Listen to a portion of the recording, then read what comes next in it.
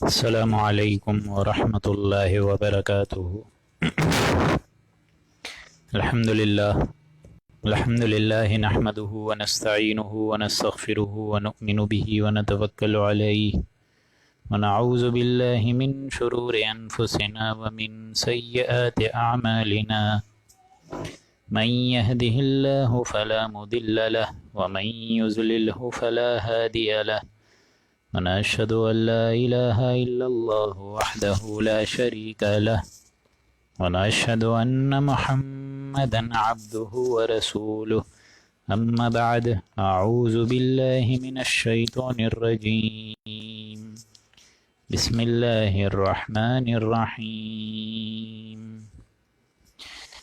أفمن يعلم أنما أنزل إليك من ربك الحق كمن هو أعمى إنما يتذكر أولو الألباب الذين يؤفون بعهد الله ولا ينقضون الميثاق والذين يصلون ما أمر الله به أن يوصل ويخشون ربهم ويخافون سوء الحساب،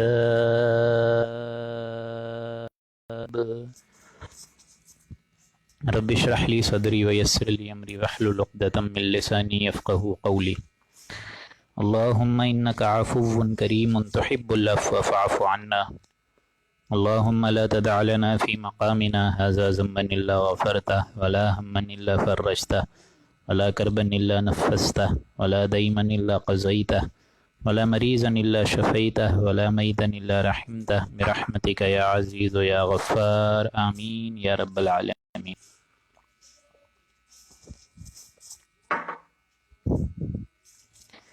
سامعین محترم، اب ہم جس رکوع مبارک کی تشریح اور تفسیر سمجھنے جا رہے ہیں، یہ سورہ رعد کی تفسیر ہے، اور کل کی نشست میں ہم نے ابتدائی 2 رکوعوں کا اختتام فرمایا تھا، اور اب انشاءاللہ بقیہ 2 رکوع یعنی تیسرا اور چوتھا رکوع کریں گے، اور کل کی نشست میں انشاءاللہ اختتامی 2 رکوع کر کے اس سورہ مبارک کو بھی مکمل کریں گے۔ سورہ رعد مدنی سورت جیسا کہ میں نے کل بتایا، اور اللہ کی ثنائی اور اللہ کی قدرت اور اللہ کی شان غفاری اور شان ستاری کو لے کر اس کا نزول ہوا، اور بالخصوص جو ابدی حقائق ہیں ان کی طرف اللہ تعالیٰ نے ہمارا اس سورہ مبارک کے ذریعے سے ایک ذہن بنایا، جہاں حضور اکرم صلی اللہ علیہ وآلہ وسلم کو دعوت اور تبلیغ اور اپنا کارنامہ ادا کرتے ہوئے 12 سے 12.5 برس گزر چکے ہیں، اور اب حضور اکرم صلی اللہ علیہ وآلہ وسلم مدینہ کی سرزمین میں وہاں اس سورہ مبارک کا نزول ہوا ہے۔ تو جگہ جگہ آپ لوگ کو یہاں پہ کفار کا ایک کردار نظر آئے گا، کہ کفار جو حصی معجزات کا ایک یوں سمجھیے کہ عام اپیل فرما رہے تھے کہ آپ حصی معجزہ نبی کیوں نہیں دکھاتے، جب آپ خود کہتے ہیں کہ آپ اللہ کے نبی ہیں صلی اللہ علیہ وآلہ وسلم۔ تو جگہ جگہ اس کو آپ یہاں دیکھیں گے کہ ایڈریس بھی کیا گیا ہے، آج کے رکوع میں بھی، کل کے رکوع میں بھی یہی حصہ شمار تھا، اور انشاءاللہ اختتام پر بھی آپ کو اس کا ایک ٹچ نظر آئے گا۔ تو اس کو سمجھتے ہوئے یوں سمجھیے کہ اللہ تعالیٰ کا دین جو ہے وہ تو اس کو تو غالب ویسے بھی ہونا ہے، چاہے انسان اس کو خوشی سے سمجھے چاہے آمادگی سے سمجھے، دل پر پتھر رکھ کے اس بات کو سمجھے یا پھر رضائے دلی کے سمجھے، یہ بات تو حقائق میں سے ہے، اور یہ بات تو واقعتاً ہونے والی شے ہے کہ اللہ کا دین پورے کے پورے دھرتی پہ، پوری کی پوری زمین پر، پوری کی پوری کرۂ ارض پر قائم ہوگا۔ اسی وجہ سے بار بار آپ کو یہاں نظر آئیں گی وہ آیات، جس طرح ہم کل بھی پڑھ چکے سجدے کی طرف، جب ہم نے وہ سجدے والی آیت پڑھی تھی کہ زمین آسمان میں جو بھی ہیں وہ اللہ کی بارگاہ میں سجدہ سرویز ہیں، سجدے کی حالت میں ہیں، چاہے وہ خوشی سے کریں یا مجبوری سے کریں۔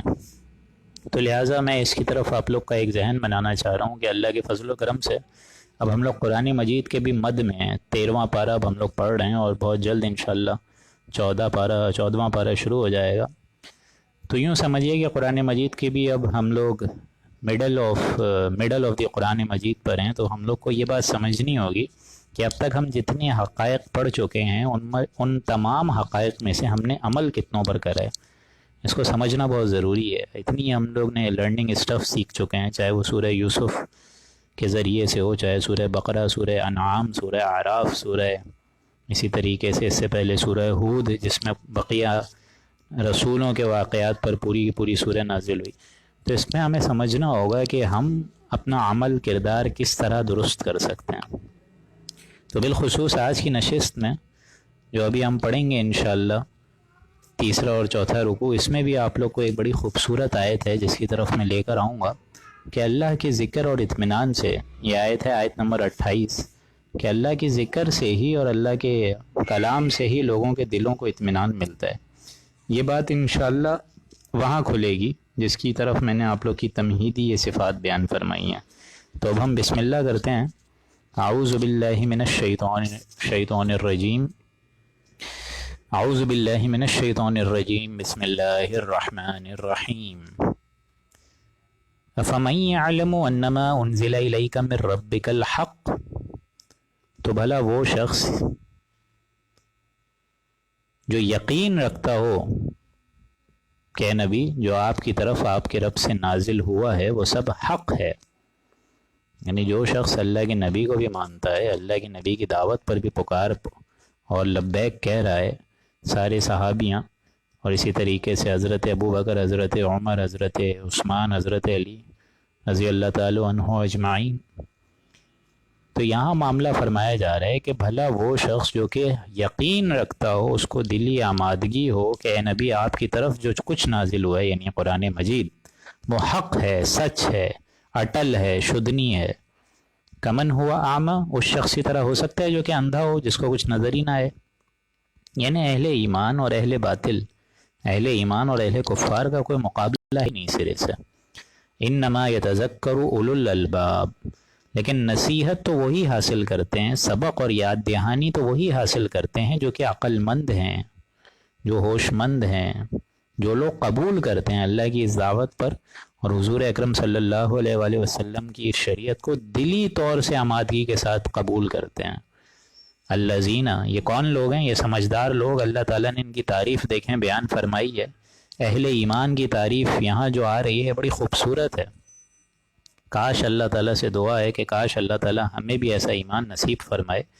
الذین یوفون بعہد اللہ، یہ ایماندار لوگ وہ ہیں کہ جو کچھ اللہ تعالیٰ سے انہوں نے عہد کیا ہے، قول و قرار کیا ہے، الست بربکم جیسے قول کیے ہیں، بڑے بڑے عہد کیے ہیں، اپنے وعدے اللہ سے کیے ہیں، وہ ایسے وعدوں پر پورا اترتے ہیں، ان وعدوں کی حق تلفی نہیں کرتے بلکہ ان وعدوں کو پورا کرتے ہیں، ان عہد و قرار، ان قول و قرار اور ان عہدوں کو پورا کرتے ہیں۔ ولا ينقضون الميثاق، اور ان عہدوں کو، ان قول و قرار اور اس گھاڑے میثاق کو توڑتے نہیں ہیں۔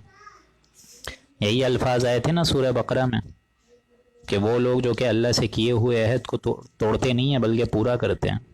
اب ذرا ایک سیکنڈ کے لیے جو میں نے آپ کو شروع میں گفتگو فرمائی وہ اسی بنا پر فرمائی تھی کہ اب تک ہم لوگ قرآن مجید کے یوں سمجھیے کہ مد میں آ گئے ہیں، تو کیا کیا عہد ہم پڑھ چکے ہیں، ذرا آپ اپنے دماغ کو ریفریش کر کے ذرا سوچئے پچھلے 4-5 مہینے میں ہم کیا کیا عہد پڑھ چکے ہیں۔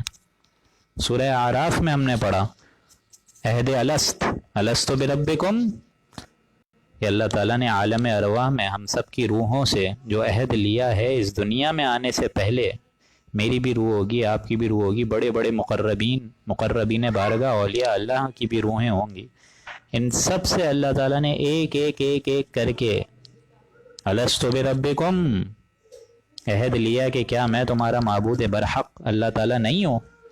قالوا بلا، اور ان تمام روحوں نے، ارواحوں نے جواب دیا ہاں بے شک اللہ تعالیٰ تو ہی ہمارا رب ہے۔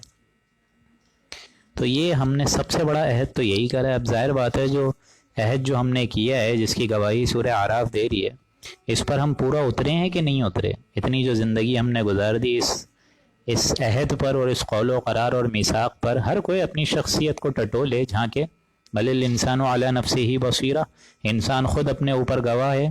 تو آپ سب اپنے اندر جھانکیں 2 سیکنڈ کے لیے کہ ہم نے اس قول و قرار کو پورا کیا ہے یا نہیں کیا ہے۔ الستو بربکم قول و قرار پورا کرنے کا تو معاملہ یہ ہونا چاہیے کہ آپ کی زندگی ایک دم اسٹریٹ چلے، کبھی اس میں کوئی ٹیڑھ نہ آئے، کبھی اس میں کوئی باطل حملہ آور ہو ہی نہ، کبھی اس میں شیطانی اور نفسانی خواہشات کا غلبہ ہو ہی نہ، بلکہ آپ صراط مستقیم پر چلیں۔ یہ ہے سب سے بڑا عہد، عہد الست۔ جب اس معبود کی بات مان لی، سمجھ لی، تو اب اس کے طریقے پر بھی چلنا ہے، یہ ہے عہد۔ ایک تو عہد الست تھا جو ہم کر کے آئے دنیا میں آنے کے پہلے، اور دوسرا عہد کیا ہے؟ دوسرا عہد جو ہر مسلمان نے اللہ کی شریعت سے کیا ہوا ہے، اللہ کی حاکمیت کو اپنانے کے طور پر کیا ہوا ہے کہ اس دنیا میں، اس خطے میں، اس سرزمین میں چلے گی اللہ کی۔ اور جب اللہ کی شریعت کا پاس ہے ہی نہیں اور لوگوں نے اپنے جمہوری اختیار جو ہیں وہ کسی حکومت کے ذریعے دے دیوں اور اس سے فلفلنگ ہو رہی ہے، چاہے وہ جائز ہے ناجائز ہے، اس کا کوئی خیال نہ ہو، تو یہ تو عہد کو توڑنا ہو گیا۔ پھر تیسرا بندہ مومن جو اللہ سے عہد کر کر آئے، ان اللہ اشتری من المؤمنین، ہر بندہ مومن اللہ سے یہ عہد کر کے آئے کہ جان اور مال کے عوض اللہ تعالیٰ سے وہ جنت خریدے گا۔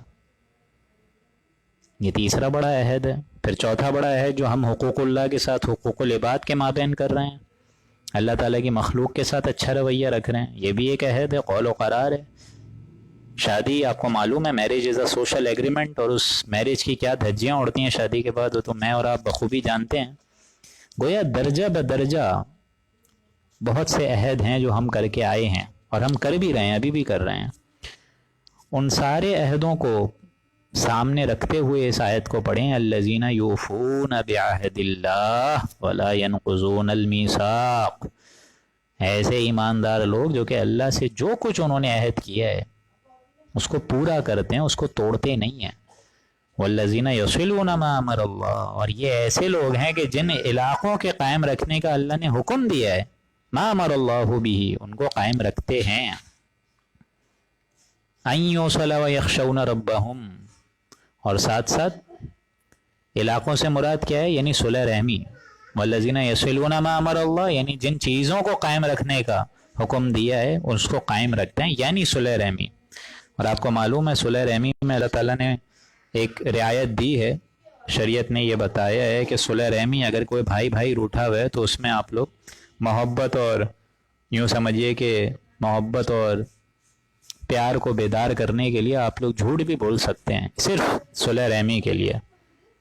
صلح رحمی میں اگر آپ کو دو بھائیوں کو جڑوانا ہے آپس میں، یا ماں باپ اولاد خفا ہو ہیں ان کو بھی جڑوانا ہے کسی طریقے سے، تو وہاں پر جا کے اپوزٹ پارٹی کی آپ لوگ اچھی باتیں کر سکتے ہیں کہ نہیں تمہارے بارے میں یہ جو تمہارے بھائی کا گمان ہے یہ غلط ہے، وہ تو یہ اچھی اچھی باتیں بول رہا تھا تمہارے بارے میں۔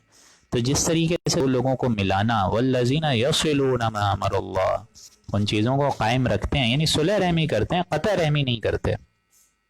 ان یوصل ویخشون ربہم، اور ان تمام چیزوں کے باوجود ڈرتے رہتے ہیں اپنے اللہ سے، ویخافون سوء الحساب، اور وہ سخت عذاب کا بھی اندیشہ رکھتے ہیں۔ ان کو پتہ نہیں ہے کہ حساب کا معاملہ بھی تو ہے نا، ان کو تو علم ہے اس چیز کو، ان کو کیا نہیں پتہ ہوگا؟ تو حساب کے معاملے میں اور اس کے نتیجے میں ان کی شامت نہ آ جائے، اس سے بھی وہ گھبراتے رہتے ہیں اور لرزاں و ترسا رہتے ہیں۔ والذین صبروا ابتغاء، ایک تو معاملہ تھا بندہ اور بندہ مومن اور ان کے اہل و ایمان کے آپسی معاملات، یعنی حقوق العباد۔ اور ظاہر بات ہے ان حقوق العباد میں نہ صرف ان کے رشتہ دار آ گئے بلکہ تمام وہ مسافر بھی آ گئے جن کے ساتھ وہ سفر کرتے ہیں، وہ پڑوسی بھی آ گئے جن کے ارد گرد وہ رہتے ہیں، اور زمین میں بسنے والے تمام تمام لوگوں سے۔ ظاہر بات ہے اب ایسے لوگوں سے جب وہ حقوق العباد کریں گے، اور سب سے بڑا حقوق العباد تو یہ ہے کہ جن حقائق کی روشنی اللہ تعالیٰ نے ہم سب پر کھول دی اس کو آگے واضح کرنا۔ اور ظاہر بات ہے جب انسان اس کو آگے واضح کرے گا، قرآن مجید کی تعلیم اور طبیعت عام کرے گا، دوسروں تک گھر گھر پہنچائے گا، تو ہر ایک شخص کو تکلیفیں بھی جھیلنی پڑیں گی۔ باطل اتنی آسانی سے نہیں چاہے گا کہ وہ ہٹ جائے، اور حق آسانی سے قائم ہو نہیں سکتا، تو اس کو تکلیفیں ملیں گی، اس کو جو ہے طرح طرح کی رکاوٹیں ملیں گی۔ عام طور پر تو یہ رکاوٹیں گھر سے ہی شروع ہو جاتی ہیں کہ تمہیں کیا ضرورت ہے عالم بننے کی، مولوی بننے کی، جاؤ اپنے اونچے کیریئرز کو دیکھو۔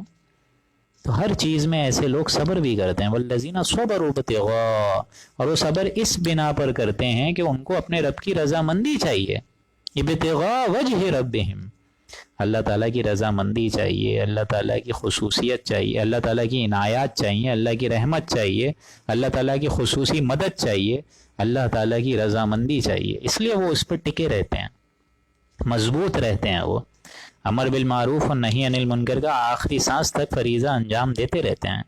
وَأَقَامُوا الصَّلَاةَ اور نماز کی پابندی رکھتے ہیں.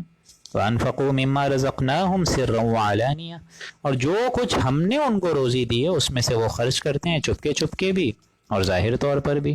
سِرًّا وَعَلَانِيَةً یعنی اوپن چیریٹی بھی رکھتے ہیں اور کھلم کھلا بھی دیتے ہیں، اور ظاہر بات ہے چھپے ہاتھوں سے بھی دیتے ہیں، جس کو حضور نے فرمایا بہترین صدقہ یہ ہے کہ تمہارا دائنا ہاتھ جو دے وہ بائیں ہاتھ کو پتہ نہ ہو، اور بائیں ہاتھ جو دے وہ تمہارے دائنے ہاتھ کو نہ پتہ چلے. یہ ہے صدقہ، یہ ہے خیرات. وَيَدْرَؤُونَ بِالْحَسَنَةِ السَّيِّئَةِ اور بدسلوکی کو وہ حسن سلوک سے ٹال دیتے ہیں، یعنی برائی کا جواب برائی سے نہیں دیتے. جیسا حضرت یوسف نے، ابھی جو ہم نے پہلے پڑھی ہے سورہ مبارک، وہ کیا تھی؟ حضرت یوسف کے بارے میں تھی پوری. کیا کیا تھا حضرت یوسف نے؟ لا تثریب علیکم اليوم، جاؤ میں نے سب کو معاف کر دیا، آج کسی پر کوئی ملامت نہیں ہے، سارے بھائیوں کو معاف کرا.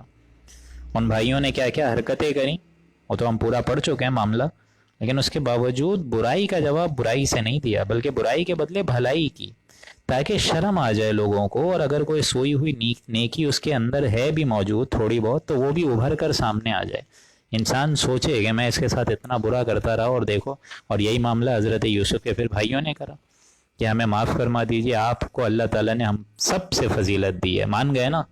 اور ماننے کے ساتھ ساتھ وہ جو حسد جلن بغض تھا وہ محبت عافیت اور صلح رحمی میں تبدیل ہو گیا. ہمارا معاملہ کیا ہے کہ ہم لوگ یہاں قرآن مجید بار بار فرما رہے وَيَدْرَؤُونَ بِالْحَسَنَةِ السَّيِّئَةِ برائی کو اچھائی سے ٹالا کرو. بلکہ آگے چلتے ہوئے تو آپ پڑھیں گے کہ جو لوگ برائی کو اچھائی سے ٹالتے ہیں، جو برا دوست اس کا ہوتا ہے وہ ایسا ہو جاتا ہے كَأَنَّهُ وَلِيٌّ حَمِيمٌ اتنا پکا جگری دوست ہو جاتا ہے جیسے کہ بہت زیادہ محبت کرنے والا ہو. لیکن ہمارے معاملات الگ ہیں، ہمارے خیالات الگ ہیں. اولئک لہم عقبی الدار ایسے نیک لوگوں کا انجام اور ایسے نیک لوگوں کے لوٹنے کی جگہ اور ایسے لوگوں کا ٹھکانہ جو انجام ہوگا وہ بہت بہتر ہے. اولئک لہم عقبی الدار اور وہ عقبت کا گھر کیا ہے؟ جنات عدن یدخلونہا وہ ہمیشہ رہنے والی جنتیں ہیں جس میں وہ رہیں گے ہمیشہ ہمیشہ. یعنی وہ ریزیڈینشل گارڈنز جس کے نیچے سے نہریں بہ رہی ہوں گی اس میں اللہ رکھے گا. وَمَنْ صَلَحَ مِنْ آبَائِهِمْ وَأَزْوَاجِهِمْ وَذُرِّيَّاتِهِمْ اور ان کے صالح لوگوں میں سے ان کے ماں باپ، ان کی بیویاں اور اولادیں بھی جنت میں ان کے شمار ہوں گی. کیا مطلب ہوتا ہے اس کے؟ یعنی جو اہل ایمان جن کو اللہ جنت دے گا تو ان کے تو والدین بیوی اولاد میں سے جو صالح ہوں گے وہ بھی جنتی ہوں گے. اب ظاہر بات ہے کافر لوگوں کے لیے تو جنت نہیں ہے، حرام ہے وہ تو. یعنی جو کم سے کم لیول پر آ گیا جس کو کہتے ہیں بیس لائن، جو ہم پہلے پڑھ چکے ہیں، من النبیین والصدیقین والشہداء والصالحین وہ نبی سب سے اوپر ہوں گے، پھر صادق لوگ، سچے لوگ، شہداء شہید لوگ، اور صالح لوگ والصالحین. یعنی اگر صالح لوگ تک کی بیس لائن پر انسان آ جائے تو انشاءاللہ پاس ہے، وہ بیڑا پار ہے. جیسے کسی شخص کے سمجھئے کہ اعمال بہت اچھے تھے، اونچا ہی رتبہ تھا، اونچے اللہ تعالیٰ نے اس کو مراتب بھی دیے.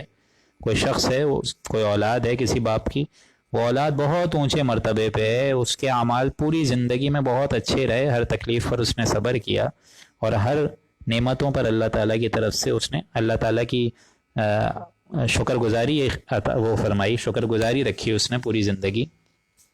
اب اس کا والد کم درجے کا ہے، لیکن اس درجے محنت نہیں کر سکا، اتنا اونچا درجہ نہ بنا سکا اس کا والد، لیکن بیس لائن پر ہے، صالحین ہے.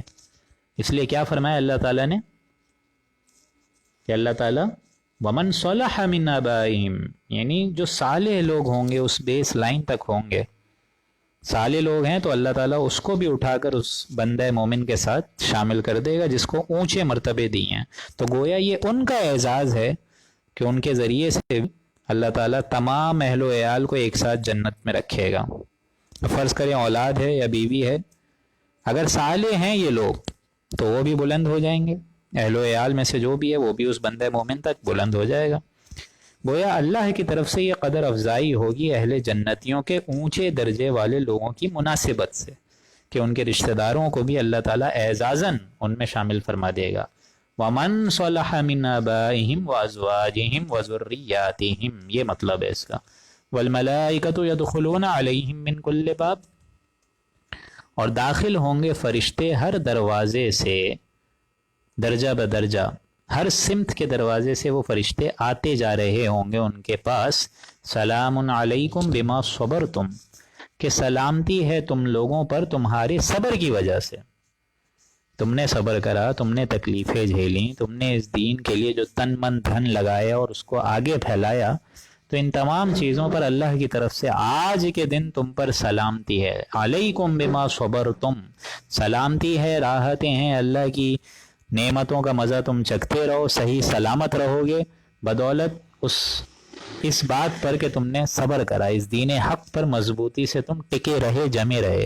فنعم عقبی الدار تو کیا ہی بہترین انجام ہے ایسے لوگوں کا، ایسے صابر لوگوں کا، ایسے بلند ترین مراتب پر فائز ہونے والے اہل ایمان کا کتنا ہی اچھا انجام ہے.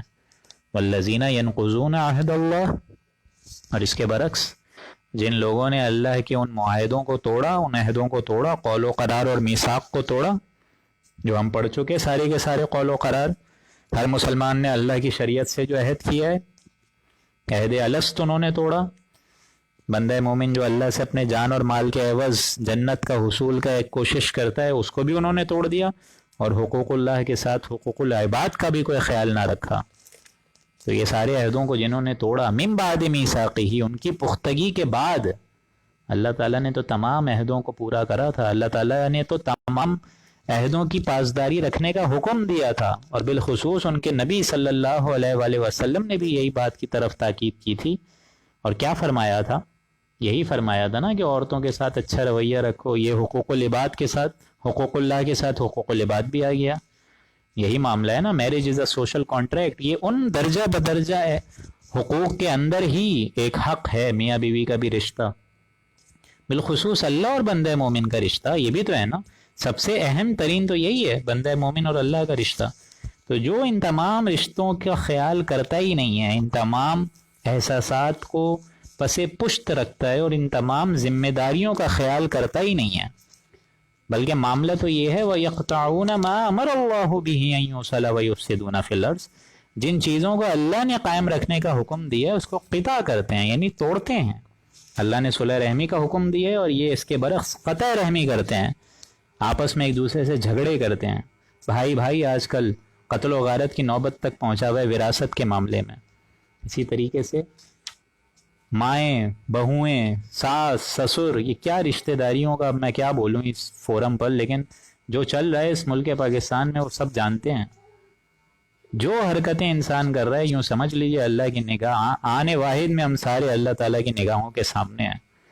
وَيَقْطَعُونَ مَا أَمَرَ اللَّهُ بِهِ جن چیزوں کے حکم رکھنے کا، قائم رکھنے کا اللہ نے حکم دیا ہے، اس کو یہ بڑے دھڑلے سے قطع کر دیتے ہیں، توڑ دیتے ہیں، اس کا کوئی خیال کرتے ہی نہیں ہے. اور ظاہر بات ہے ان چیزوں کا خیال نہیں ہوگا تو زمین میں کیا پھیلے گا. وَيُفْسِدُونَ فِي الْأَرْضِ اور فساد مچاتے ہیں زمین میں. أُولَئِكَ لَهُمُ اللَّعْنَةُ وَلَهُمْ سُوءُ الدَّارِ ایسے لوگوں پر اللہ کی لعنت ہوگی اور بہت ہی بری جگہ ہے ان کی لوٹنے کی.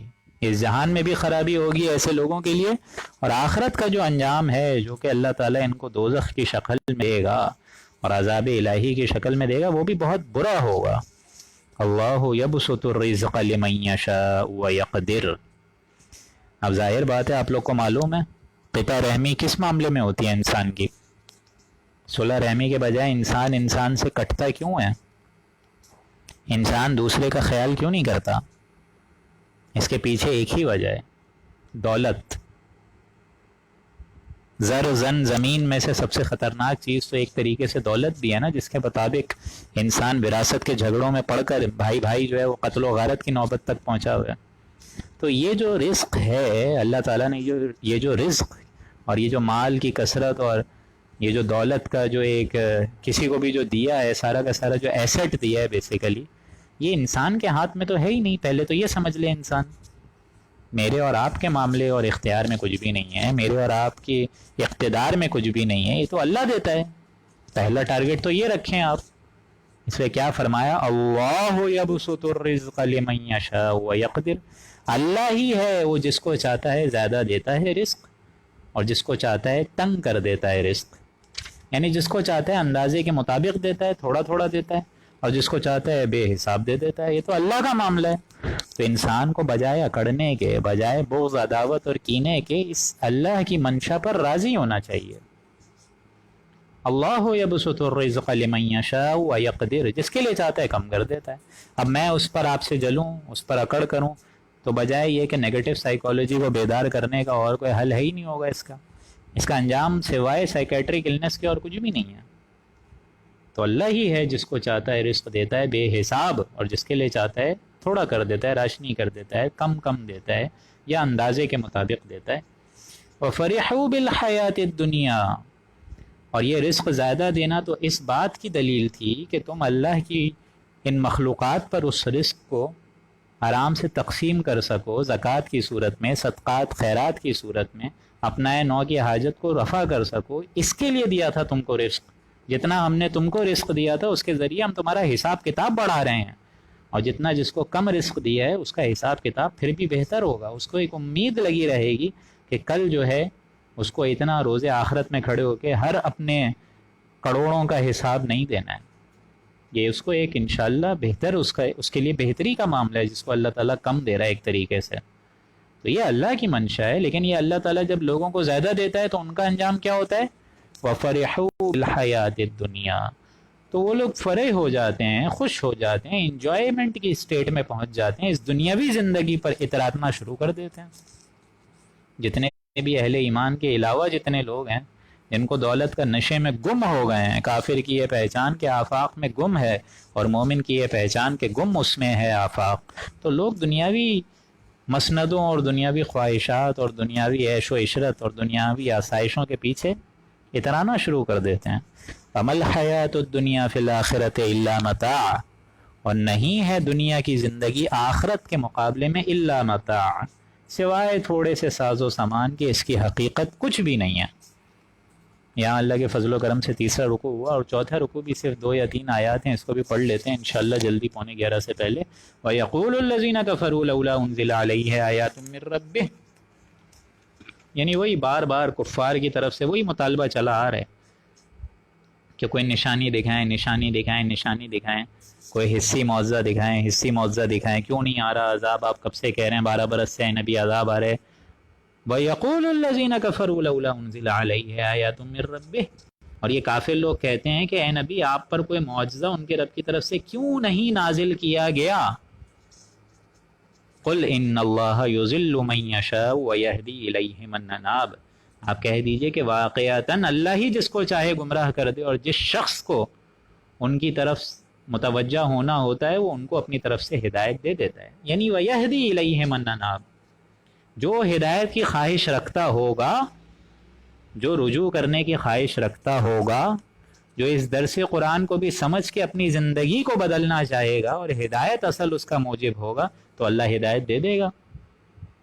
الیہ من اناب، یہدی الیہ من اناب، جس شخص کو وہ متوجہ ہو کر ہدایت دینا چاہے وہ دے دیتا ہے، لیکن ساتھ ساتھ جو خود رجوع کرے، جو خود خواہش رکھتا ہو کہ مجھے یہ زندگی اپنی چینج کرنی ہے، اس کو اللہ ہدایت دیتا ہے، ایسے ہر کسی کو نہیں دیتا۔ الذین آمنوا، اور ایمان والے جو لوگ ہیں، ایماندار اہل ایمان، بندہ مومن، بندہ مومنہ، یہ سارے کے سارے مرد اور عورت جن کے اندر ایمان ہے، ایمان وہ جنس نہیں ایمان جسے لے آئیں دکان فلسفہ سے، ڈھونڈنے سے یہ ملے گی قاری کو قرآن کے سپاروں سے۔ الذین آمنوا، جو اہل ایمان لوگ ہیں، وَتَطْمَئِنُّ قُلُوبُهُمْ بِذِكْرِ اللَّهِ، ان کے دلوں کو اطمینان ملتا ہے اللہ کے ذکر سے، کلام اللہ سے۔ الا بذکر اللہ تطمئن القلوب، آگاہ ہو جاؤ کہ دلوں کو اطمینان ملتا ہے صرف اور صرف اللہ کے ذکر سے۔ یعنی اس کو یوں سمجھیے کہ دل اور روح کے لیے سب سے بڑا جو تسکین کا سامان ہے وہ ہے اللہ کا ذکر۔ دل کا جو مکان ہے وہ دراصل روح اس میں مکین ہے، روح اس مکان کی مکین ہے، اور روح کا تعلق ہے ذات باری تعالیٰ کے ساتھ. یسألونک عن الروح قل الروح من امر ربی. اے نبی آپ سے پوچھتے ہیں کہ روح کی حقیقت کیا ہے، تو آپ فرمائیے یہ اللہ کا امر ہے. تو جیسے ہمارا جسم ہے اس کی سورس ہے زمین، یہیں سے اس کی غذا ہے، یہیں سے اس کی نشو و نما ہے، یہیں سے اس کی تقویت کا سامان آ رہا ہے. اور ایک ہے ہمارے دلوں کے اندر قائم دائم وہ روح، اور روح کی جو سورس ہے وہ بھی ذات باری تعالیٰ ہے، اور اس کی تقویت اور نشو و نما کا سامان بھی وہیں سے آئے گا. لہٰذا روح امر اللہ میں سے ہے، اور کلام اللہ ہے یعنی قرآن مجید ہی اس کی غذا اور نشو و نما ہے. سورہ حشر میں ہم وہ آیت پڑھیں گے جو کہ اس مقام کے لیے ضربہ سنام کی حیثیت رکھتی ہے.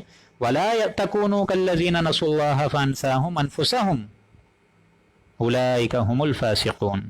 کہ ان لوگوں کی طرح مت ہو جانا جنہوں نے اپنے آپ کو بھلا دی، جنہوں نے اللہ کو بھلا دیا تو اللہ نے ان کو اپنے آپ سے غافل کر دیا. وَلَا تَكُونُوا كَالَّذِينَ نَسُوا اللَّهَ فَأَنسَاهُمْ أَنفُسَهُمْ. جن لوگوں نے اللہ کو غافل کر دیا ہے، اللہ سے غافل ہو گئے ہیں اور اللہ کے احکامات کی کوئی قدر کری نہیں ہے، جو لوگ اللہ کے مطابق زندگی گزار ہی نہیں رہے ہیں، اپنے سیدھے اعمال کی کوئی فکر کر ہی نہیں رہے ہیں، تو وہ تو غافل ہو گئے ہیں. وَلَا تَكُونُوا كَالَّذِينَ نَسُوا اللَّهَ أَنسَاهُمْ أَنفُسَهُمْ. اور جب وہ اللہ سے غافل ہو گئے ہیں تو اللہ نے ان کو اپنے آپ سے غافل کر دیا ہے. کیا مطلب ہوتا ہے اس کا؟ کیا ہم لوگ اپنے آپ سے غافل ہوتے ہیں؟ ہمیں اگر کوئی خدا نہ کرے پیٹ ویٹ میں درد ہو، سینے میں تکلیف ہو، تو کیا ہم اس کا علاج نہیں کراتے؟ ذرا سی کوئی پھنسی وغیرہ کوئی تکلیف ہو جائے کیا اس کا علاج نہیں کراتے؟ بالکل کراتے ہیں. تو یہ قرآن مجید کا کون سا مقام ہے جو یہ کہہ رہا ہے کہ انسانوں کو میں اپنے آپ سے غافل کر دیتا ہوں؟ یہ ہے غافلیت باطنی، کہ انسان اپنی روح سے غافل ہو جاتا ہے، اس کی نشو و نما سے غافل ہو جاتا ہے، اس کی تقویت کے سامان سے غافل ہو جاتا ہے، اس کا سارا دار و مدار اسی حیوانی جسد پہ رہ جاتا ہے. تو حیوان ہمارا جو جسم ہے وہ بھی تو ایک طریقے سے جسد خاکی جو ہے وہ بھی ایک حیوانی جسم ہی ہے نا. ایک طریقے سے اسی کی نشو و نما، جس طرح جانور سارے کے سارے زمین سے کھا رہے ہیں، ہم بھی زمین سے ہی ایک طریقے سے اپنی تقویت لے رہے ہیں. اس جسد خاکی کی جو نشو و نما ہے وہ تو ہم اس زمین سے ہی پوری کر رہے ہیں، اور اس زمین میں ہی ہمارا یہ جسم آیا ہے، زمین میں ہی گھل مل کر ختم ہو جائے گا. لیکن ایک اور باطنی حقیقت ہے ہماری جس سے ہم لوگ غافل رہتے ہیں، اور وہ ہے روح. اور جب اللہ تعالیٰ انسانوں کو روح سے غافل کر دیتا ہے، اولئک هم الفاسقون، تو اب تم کیا رہ گئے؟ فاسق رہ گئے نا. تمہاری حالت اسی جانور جیسی ہو گئی. اولئک کالانعام بل هم اضل. اللہ تعالیٰ نے اگزامپلز دی ہیں قرآن مجید میں، مثالیں دی ہیں کہ انسان کی حالت پھر اس چرواہے جیسی ہو جاتی ہے، اس کیٹلز کی طرح ہو جاتی ہے جو کہ ایک دم زمین میں چل پھر رہے ہیں. بلکہ بل ہم اضل، اس سے بھی زیادہ انسانوں کی حالت خراب ہو جاتی ہے جب انسان اپنی روحوں سے غافل ہو جاتا ہے. تو یہاں اس روح کو ایڈریس کر کے دیکھیں، بڑی کم لوگوں نے اس آیت کو سمجھا ہے. الذین آمنوا وتطمئن قلوبہم، وہ لوگ جو کہ ایمان رکھتے ہیں اور ان کے دلوں کو راحت ملتی ہے اللہ کے کلام سے. یعنی اللہ کے کلام سے مطلب اللہ کے قول اللہ سے، یعنی اللہ کی کلام مبارک سے، یعنی قرآن مجید سے، بذکر اللہ. اور آپ خود دیکھیں اس بات کا تو میرے خیال سے مشاہدہ اب آپ لوگ کو بھی ہو رہا ہوگا کہ اب آپ لوگ پڑھتے یہاں 13ویں پارے تک آ چکے ہیں. آپ لوگ خود بتائیے دل پہ ہاتھ رکھ کے کہ جس طرح آپ لوگ پوری کی پوری دن میں اپنی ساری کی ساری محنت کرتے ہیں اور رات کو سونے سے پہلے اللہ کے فضل و کرم سے ہم ذریعہ بنتے ہیں آپ کو قرآن مجید سنانے کا، تو یہ کیا وہ ڈیوائن سورس نہیں ہے جو آپ کے دلوں کو متحرک کرتی ہے، آپ کے دلوں کے تاروں کو چھیڑتی ہے؟ بذکر اللہ. تو اطمینان میں آ جاتے ہیں ایسے لوگوں کے دل، جو اندر کی بے چینی ہے پورے دن کی وہ بھی جھٹ جاتی ہے. الا بذکر اللہ تطمئن القلوب، آگاہ ہو جاؤ کہ اللہ کے ذکر میں ہی اطمینان اللہ نے رکھا ہے، اور کسی شے میں نہیں رکھا. کسی اور چیزوں سے اور دنیاوی نعمتوں سے دلی اطمینان حاصل نہیں ہو سکتا. بہت سے لوگ ہیں دنیا کا سارا ساز و سامان ہے، دولت کے انبار لگے ہوئے ہیں، لیکن سوسائڈ کرتے پھر رہے ہیں. مخملی گدوں پر بھی ان کو نیند نہیں آ رہی ہے، پریشان رہتے ہیں، بے چین رہتے ہیں، ڈپریشن انگزائٹی کے مریض بنے ہوئے ہیں. ساری ضرورتیں ہیں، آسائش ہیں، نعمتیں ہیں، راحتیں ہیں، پھر بھی اطمینان نہیں ہے، دل کا چین نہیں. تو دل کا چین تو آپ کو قرآن مجید سے آئے گا اور کہیں سے نہیں آ سکتا. اس کو اچھے طریقے سے سمجھ لیں. الذین آمنوا وعملوا الصالحات، جو لوگ ایمان لائے اور نیک کام کیے، طوبی لہم وحسن مآب، ان کے لیے خوشحالی ہے، خوبی ہے، بھلائی ہے اور حسن مآب، لوٹنے کا بہت ایک اچھا گھر اللہ نے ان کے لیے رکھا ہوا ہے. کذالک یعنی جنت الفردوس. کذالک ارسلناک فی امۃ قد خلت من قبلها امم. اور اسی طریقے سے اے نبی ہم نے آپ کو ایک ایسی امت میں رسول بنا کر بھیجا ہے کہ اس امت سے پہلے اور بھی بہت سی امتیں گزر چکی ہیں. قوم لوط، قوم نوح، قوم ہود، قوم شعیب، قوم مدین، یہ ساری آپ کے سامنے ہی پچھلی ساری کی ساری داستانیں گزر چکی ہیں. اور ہم نے آپ کو کیوں بھیجا ہے؟ لِتَتْلُوَ عَلَيْهِمُ الَّذِي أَوْحَيْنَا، تاکہ آپ اللہ کی کتاب پڑھ کر ان سب کو سنا دیں. ہم نے آپ کے پاس جو وحی کے ذریعے سے بھیجی ہے، یعنی قرآن مجید جو بھیجا ہے، اس کو عام کریں. یعنی یہی ہمارا فرض منصبی ہے. حضور اکرم صلی اللہ علیہ وآلہ وسلم کا فرض منصبی اب گویا کہ شفٹ ہو گیا ہے ہم پہ، اب گویا کہ ٹرانسفر ہو گیا ہے میرے اور آپ کے اوپر. اور اسی وجہ سے اللہ تعالیٰ کے نبی نے صلی اللہ علیہ وآلہ وسلم میدان عرفات میں ہم سے ایک معاہدہ لے لیا ہے کہ میں تو اب جا رہا ہوں، لیکن اس کلام مبارک کو تم لوگوں نے آگے پہنچانا ہے. یہی ذمہ داری اب ہر بندہ مومن کو آگے پہنچانی ہے. And may the last one understands my words better than those who listen to me directly. میرے مضبوط کندھوں سے اتر کر اب یہ بوجھ تمہارے کندھے پر آ گیا ہے، تمہارے ننھے کندھوں پر آ گیا ہے. اب اس قرآن مجید کی دعوت، تبلیغ، اس کا انذار، اس کا پہنچانا، اس کی ہدایت سے آشنائی دینا اب تمہارا کام ہے. اور اگر تم یہ خود حرکت چھوڑ دو اور یہ کام سے پس پشتی اختیار کر لو، تو اس بنا پر ہم سب، اس بنا پر آج امت مسلمہ اللہ کے آگے ایک مجرم کی حیثیت رکھتی ہے. اس کی وجہ یہ ہے کہ اس بھاری کام کو ہم لوگوں نے چھوڑ دیا ہے. اور یہاں دیکھیں قرآن مجید کیا کہہ رہا ہے کہ ہم نے اے نبی آپ کو بنا کر بھیجا ہے تاکہ آپ واضح کریں اس وحی کو جو ہم نے آپ کی طرف بھیجی ہے. پڑھ کر نہ صرف سنائیں بلکہ اس کو قائم کریں، اس دین حق کو پوری زندگی پر قائم کریں. معلوم ہو کہ آپ کی جوڈیشری میں بھی اللہ بڑا ہے، معلوم ہو کہ آپ کے گھروں میں بھی اللہ بڑا ہے، معلوم ہو کہ نہ صرف آپ کی مسجدوں میں اللہ بڑا ہے بلکہ پورا پولیٹیکو سوشو اکنامک جو زندگی کا ایک معیار ہے وہ اللہ کے تابع ہو جائے. لیکن ان کفار کا کیا معاملہ ہے؟ وَهُمْ يَكْفُرُونَ بِالرَّحْمَنِ، اور حال تو یہ ہے کہ یہ رحمان کا کفر کر رہے ہیں. یعنی اللہ کے نام سے تو وہ واقف تھے، لیکن رحمان جو نام تھا ان کو اچھا نہیں لگتا تھا. مشرکین مکہ بدعتے تھے اس رحمان کے نام سے. قُلْ هُوَ رَبِّي لَا إِلَٰهَ إِلَّا هُوَ، اے نبی آپ فرما دیجئے کہ وہ میرا رب ہے، نگہبان ہے، اور وہی رب ہے، اس کے سوا کوئی عبادت کے قابل ہے ہی نہیں. عَلَيْهِ تَوَكَّلْتُ، اور میں نے اسی پر بھروسہ کیا ہے. وَإِلَيْهِ مَتَابُ، اور اسی کے پاس مجھ کو لوٹ کر جانا ہے. وَلَوْ أَنَّ قُرْآنًا سُيِّرَتْ، یہ میرے خیال سے آخری آیت ہے آج کی نشست کی. یہاں دیکھیں اس بات کو آگاہی دے کے ہم سب کے سامنے رکھا گیا کہ ہم نے تو معجزہ دیا ہے یہ قرآن مجید. حضور اکرم صلی اللہ علیہ وآلہ وسلم کا جو سب سے بڑا معجزہ ہے نوع انسانی کے لیے وہ ہے قرآن مجید. اور یہ معجزہ اچھے طریقے سے کان کھول کر آپ سب سن لیجئے کہ یہ معجزہ اسی کے لیے ہے جو واقعتاً حق کا طالب ہو، جس کے اندر حق کو پہچاننے کی طاقت ہی نہ ہو، سخت ہی نہ ہو، اور جو اس حق کو حق سمجھنے کے باوجود اپنی زندگی کا شیوا نہ بدلے، اپنی کردار کو نہ تبدیل کرے، گناہوں اور معصیت سے نہ نکلے. قرآن مجید اس کے لیے مفید نہیں ہوگا ثابت. یہ بات اچھے طریقے سے سمجھ لیں. قرآن مجید وہ واحد کتاب ہے دوستوں، پوری کی پوری زندگی میں جتنی آپ نے کتابیں پڑھی ہوں، لیکن قرآن مجید واحد کتاب ہے کہ جب تک میں اور آپ اس قرآن مجید پر عمل نہیں کریں گے نا، یہ قرآن مجید میرا درس قرآن کیا 100 کروڑ مسلمانوں کا بھی درس قرآن آپ لوگ سن لیجئے، وہ بات نہیں آئے گی. اس کی وجہ یہ ہے کہ انسان کو اپنے دلوں کو چینج کرنا ہے. تو جو واقعتاً حق کا طالب ہوگا اللہ تعالیٰ نے اس کو قرآن مجید کو ایک معجزہ بنایا ہے. تو اللہ تعالیٰ ایسے لوگوں کے دلوں کے تار کو متحرک کرنا شروع کر دیتا ہے قرآن مجید کے ذریعے. اور خدا کی قسم میں آپ کو بتاؤں کہ قرآن مجید ایک بار آپ کو پوزیس کر لے تو آپ کو با خدا اور کوئی کام کرنے کا دل ہی نہیں لگے گا. ایک بار قرآن مجید آپ کو پوزیس کر لے، یہ اللہ نے ایسی ایک اٹریکشن رکھی ہے اس میں، آپ کو کسی اور کام میں دل لگے گا ہی نہیں. یہ کوئی کام بھی نہیں ہے کہ کس کے تنخواہ جو ہے 1 لاکھ 2 لاکھ 4 لاکھ 10 لاکھ ہو جائے. We were not created for that, mind it. تو یہ قرآن معجزہ ہے، ایک بار یہ آپ کو پوزیس کر لے پھر آپ اسی کے مطابق اپنی زندگی گزارتے ہیں. اس کے اندر جو ڈورمنٹ کانشیس اسٹیٹ ہوتی ہے اس پر وہ آہستہ آہستہ اللہ تعالیٰ حقائق واضح کرنا شروع کر دیتا ہے.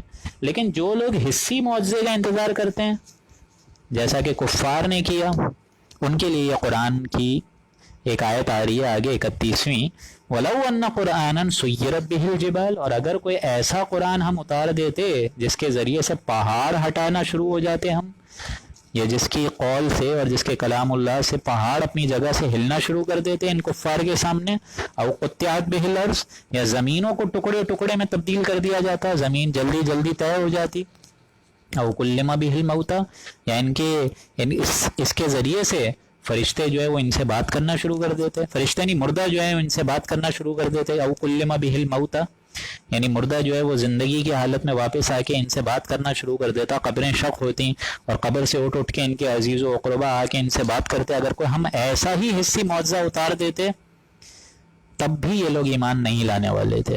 بل للہ الامر جمیعا، اور اللہ ہی کے لیے ہے کل کا کل امر، یعنی سارا اختیار قبضہ قدرت صرف ذات باری تعالیٰ کی۔ اللہ تعالیٰ جانتا ہے اور اللہ تعالیٰ کر بھی سکتا ہے یہ ساری حرکتیں، یہ سارے حصے معجزات آنے واحد میں اللہ تعالیٰ کر سکتا ہے، لیکن اللہ نہیں کرتا، تاکہ اللہ تعالیٰ ان کو ڈھیل دے کہ اسی دنیاوی زندگی میں لوگ عیش و عشرت کی زندگی گزار کر آخرت میں عذاب کے جو ہیں وہ مستحق ہو جائیں۔ وَلَا يَزَالُ الَّذِينَ كَفَرُوا أَفَلَمْ يَيْأَسِ الَّذِينَ آمَنُوا أَن لَّوْ يَشَاءُ اللَّهُ لَهَدَى النَّاسَ جَمِيعًا، کیا یہ سن کر بھی ایمان والوں کو اس بات پر دل جمعی نہیں ہو رہی ہے؟ اب اہل ایمان کو کہا جا رہا ہے کہ وہ ان لوگوں کو اس بات اور اس ایگزامپل پر بھی سن کر اس بات پر اطمینان نہیں ہو رہا ہے، اللہ یشاء اللہ لہدی الناس جمیعا، کہ اگر اللہ چاہے تو پوری دنیا کے انسانوں کو ہدایت پر لے آئے، یعنی اگر اللہ نے زبردستی ہی کوئی کام کرانا ہے، جبرن ہی اللہ اس کو کوئی کام کرانا ہے اللہ کو، تو وہ تو پوری دنیا کو آنے واحد میں مسلمان بنا سکتا ہے، ہر شخص جو ابو بکر عمر عثمان جیسا اللہ تعالیٰ بنا دے آنے واحد میں، نہیں، ایسا نہیں کرتا اللہ۔ وَلَا يَزَالُ الَّذِينَ كَفَرُوا تُصِيبُهُمْ، اور یہ مکہ کے کافر تو ہمیشہ آئے دن اس حالت میں رہیں گے اپنے بد کرداروں کی وجہ سے، اپنی بد اعمالیوں کی وجہ سے اللہ تعالیٰ آئے دن ان کو کوئی نہ کوئی مصیبت دیتا رہتا ہے، چاہے وہ غزوہ بدر کی کیفیت میں ہی کیوں نہ ہو، بما صنعوا قارعۃ او تحل قریبا، یا ان پر کوئی نہ کوئی حادثہ آفت اللہ تعالیٰ کی طرف سے پڑتی ہی رہتی ہے ان کے بد اعمالیوں کی وجہ سے، او تحل قریبا من دارہم، یا ان کی بستی کے قریب بھی نازل ہوتی رہتی ہے، اللہ کا عذاب کوئی نہ کوئی ان پر آتا رہتا ہے ان کی بستیوں پر بھی، حتی یأتی وعد اللہ، یعنی یہ جو خبریں دی جا رہی ہیں وہ وقتاً فوقتاً تکلیفیں کسی نہ کسی نوع کی ان پر آتی رہتی ہے، حتی یأتی وعد اللہ، یہاں تک کہ اللہ کا وہ وعدہ آ جاتا ہے، اجل جو ہے ان کی پوری ہو جاتی ہے، موت کا وقت قریب آ جاتا ہے اور وہ غیب کے جو پردے ہیں وہ اڑ جاتے ہیں، پھر انسان دیکھنا شروع کر دیتا ہے جہنم کو، جنت کو، ساری چیزیں۔ تو وہ چیزیں جو انسانوں کو غیب میں پتہ کرنا ضروری ہیں، غیب پر ان کا ایمان لانا اصل ذریعہ ہدایت ہے اور ذریعہ نجات ہے، پھر کیا فائدہ ہوگا؟ حتی یأتی وعد اللہ، یہاں تک کہ اللہ ہی وعدہ اتارتے۔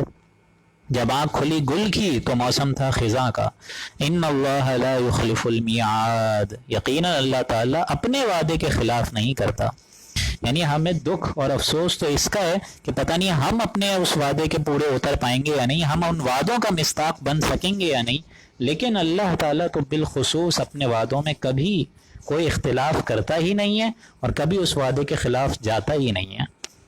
تو یہاں اللہ کے فضل و کرم سے ہمارے 3 اور 4 رکوع مکمل ہوئے، کل انشاءاللہ العزیز ہم لوگ 5واں رکوع پڑھیں گے۔ آپ سب حضرات سے شرکت کی گزارش ہے، کیونکہ انشاءاللہ ہم لوگ یوں سمجھیے کہ 13 پارے تک مکمل کر چکیں گے کچھ عرصے میں، اور اس کے بعد صرف اور صرف غالباً 16 پارے رہ جائیں گے، 16-17 پارے۔ تو ٹارگٹ یہی ہے دوستوں، اور موٹیویشن یہی ہے کہ انشاءاللہ رمضان سے پہلے اپریل کے مڈ سے ہم لوگ اس درس قرآن کا اختتام انشاءاللہ کریں اور اس کو آن ہائی نوٹ فنش کریں، اور اس پہ انشاءاللہ مکمل دعا بھی ہوگی۔ آپ چاہتا ہوں میں آپ حضرات سے کہ اپریل تک میرے ساتھ جڑے رہیے، تاکہ جو اگلی ساعتیں ہماری رمضان کی ہوں وہ بہت بابرکت ہوں، اور اللہ تعالیٰ ان رمضان کی ساعتوں کو دونوں ہاتھوں سے لپیٹ کر اللہ تعالیٰ ہمیں ان میں بہت اچھے اعمال کر کے ذریعہ نجات بننے کا ایک ذریعہ بنائے۔ بارک اللہ لنا ولکم فی القرآن العظیم ونفعنی وإیاکم بالآیاتہ والذکر الحکیم، صدق اللہ العظیم۔